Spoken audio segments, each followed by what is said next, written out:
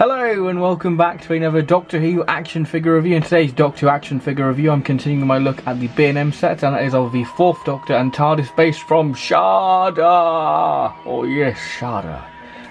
Yes, so the way this video is going to work is I'm going to look at the packaging, then look at the 4th Doctor, do articulation, detail and a comparison, and then review the Tardis, and then do a comparison, and then do my overall thoughts on this set. So let's dive straight into this video. So, taking a look at the packaging for the 4th Doctor and Tardis from Shada. Yes, I'm going to do that for the whole video. Shada. Yes, or Shada.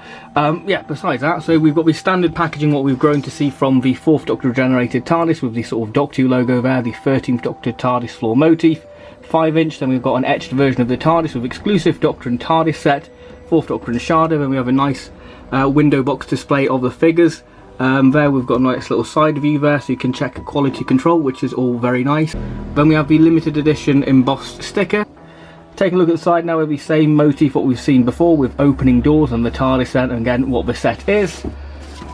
And at the back we have a prototype image of the set there with a little bio on Shada itself, so do feel free to pause to know more about that. And then we have the opening doors feature there highlighted again, and the other side of the box we have the prototype image. So the final bit of the packaging is this lovely little cardboard diorama of Professor Chronotis' little office or little study area, which is rather nice, and there's some really nice little Easter eggs. So we have the moment there, we have a Blake 7 device there, we've got a Vok robot helmet, and just there we've got the dematerialization circuit, and we have the sort of seal of Rassilon there on the door handle, I think. So that's a really nice little attention to detail. I'm sure there's more little Easter eggs in there, but I think that's really nice, and nice little display piece if you want to display the 4th Doctor and TARDIS in this nice little card diorama. Right, so let's take a look at the 4th Doctor with articulation. So the articulation for the 4th Doctor is the head can move side to side, the arms can do a full 360-degree turn, bend at the elbow, we have 360 at the wrist, and the waist can do a 360 if you really forced it, but it is hindered by the coat. The legs can kick out, but the legs cannot really move out that much because again it's hindered by the coat.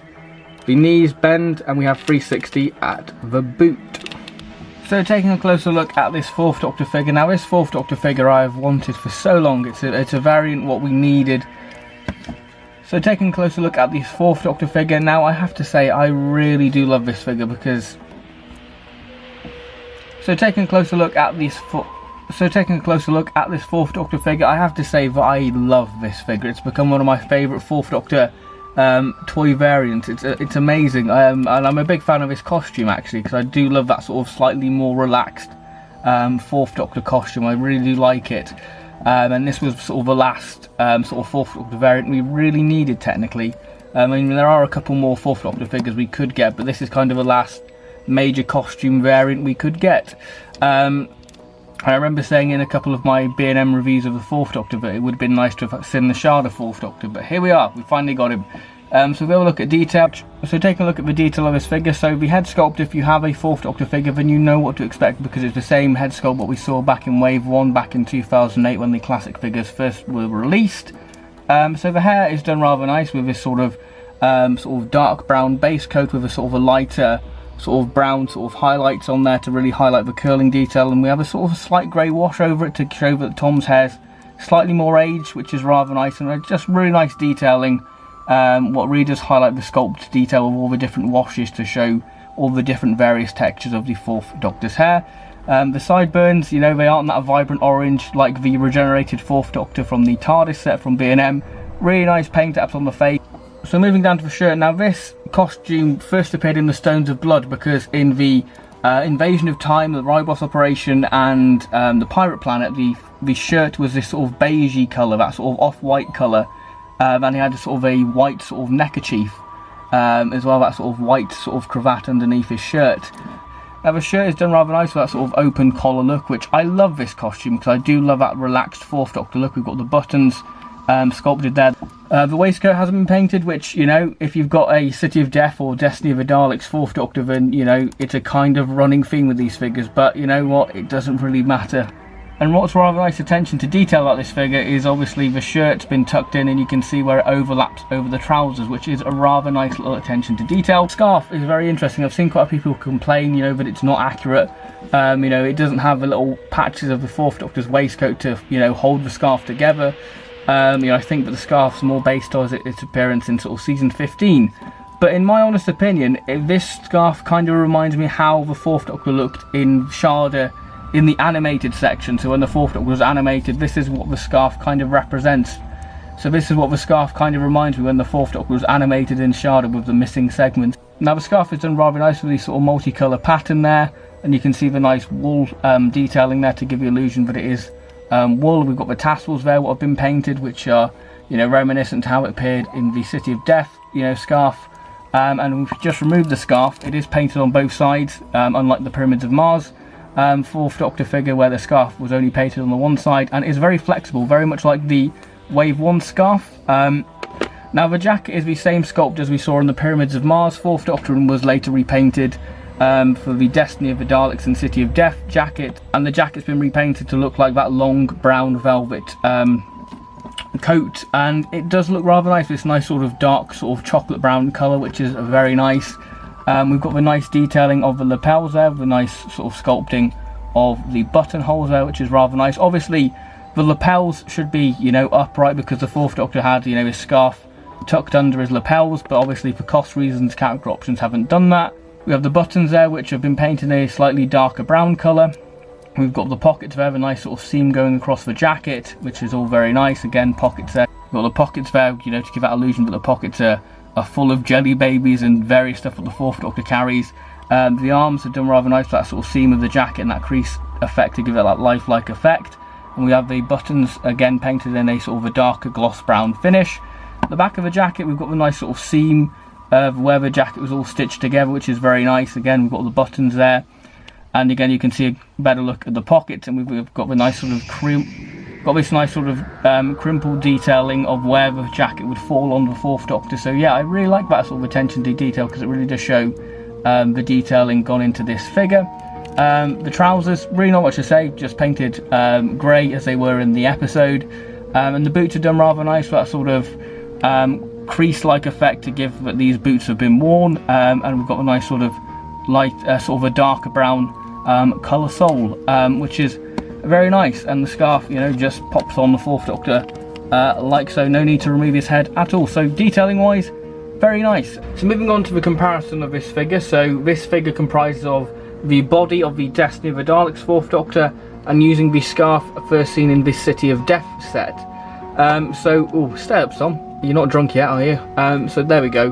So for a closer look, so you can see the head sculpt on the new B&M one. The paint apps are a lot more better on the face of the camera focus. You can see that the Shada version has a lot more of better likeness to the Fourth Doctor. You know, the paint apps on the face, you know, on this Shada version are much more reminiscent of the Talons of Weng-Chiang Fourth Doctor. So the costume obviously is the main difference, but the boots are a slightly different shade of brown, and obviously the scarf has been repainted and retouched to look like as it appeared in Shada. I have to say that I do personally prefer the Shada version of the scarf. Actually, it does look a bit more visually striking compared to this sort of weird scarf, but it's still very nice. Obviously this sort of scarf does very much remind me of the Fourth Doctor as he appeared in the comic.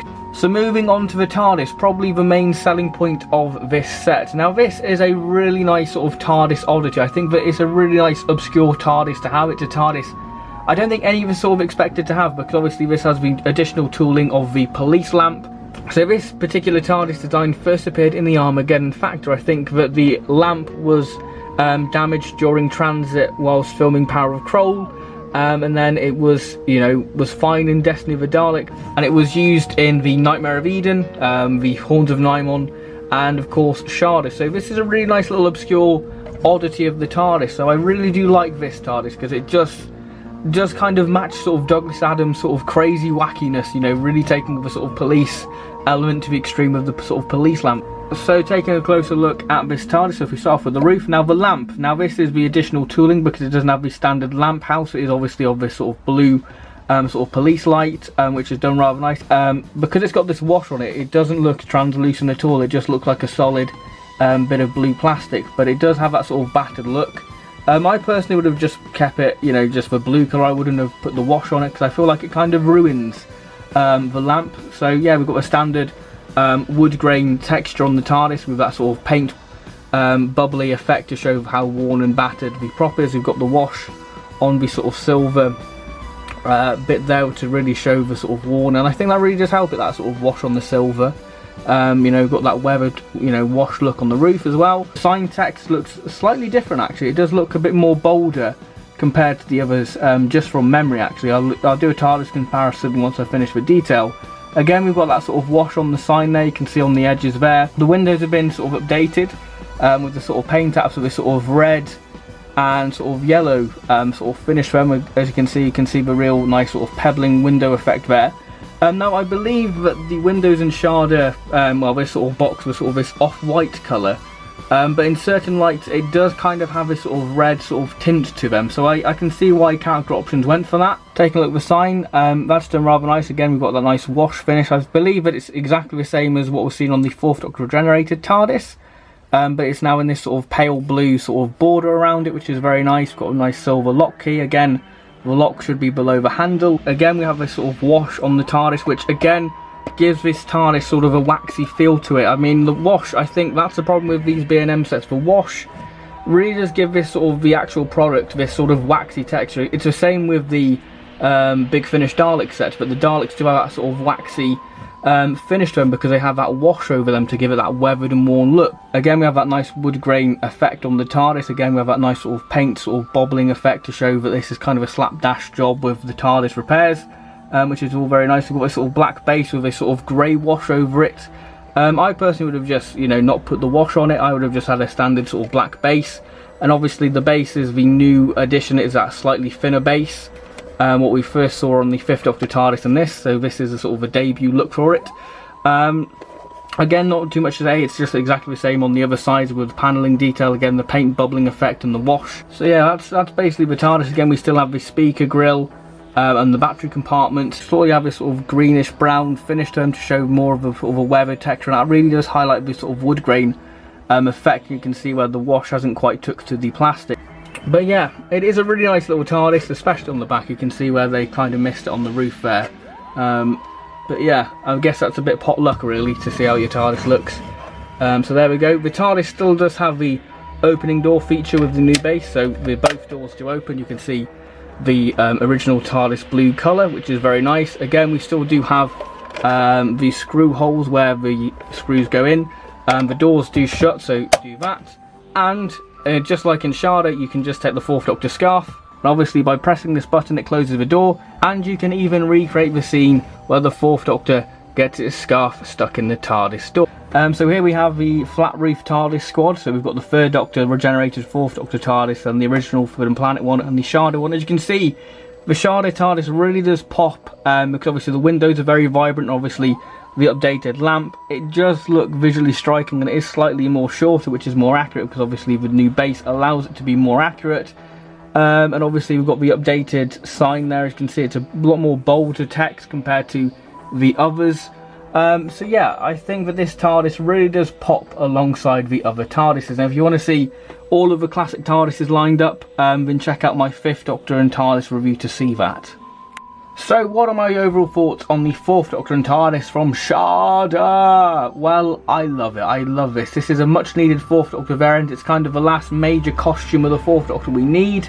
And I'm a big fan of that relaxed 4th Doctor costume look, and the figure overall is very nice. It is a really nice figure. The updated paint apps on the face are brilliant, and the TARDIS is a really nice oddity, and it really does stand out amongst the other TARDISes. It really does pop with the updated windows and obviously the blue police lamp. It does look a really intriguing TARDIS, and it is just a really nice oddity. It's a TARDIS we never expected to have, and it is brilliant. It is a really nice addition, and it is great. It is a really nice little TARDIS to have and display alongside this 4th Doctor version. It is a really nice set. I cannot fault it for £20.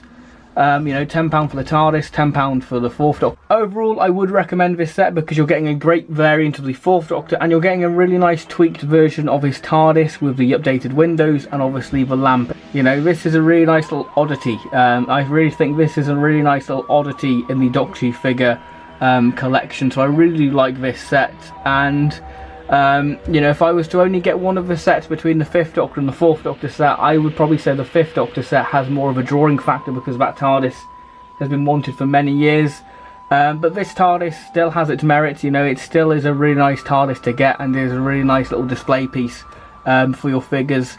So yeah, that concludes this review. I hope you have enjoyed it, and I'll see you in my next video, whatever that will be. So thank you very much, and goodbye.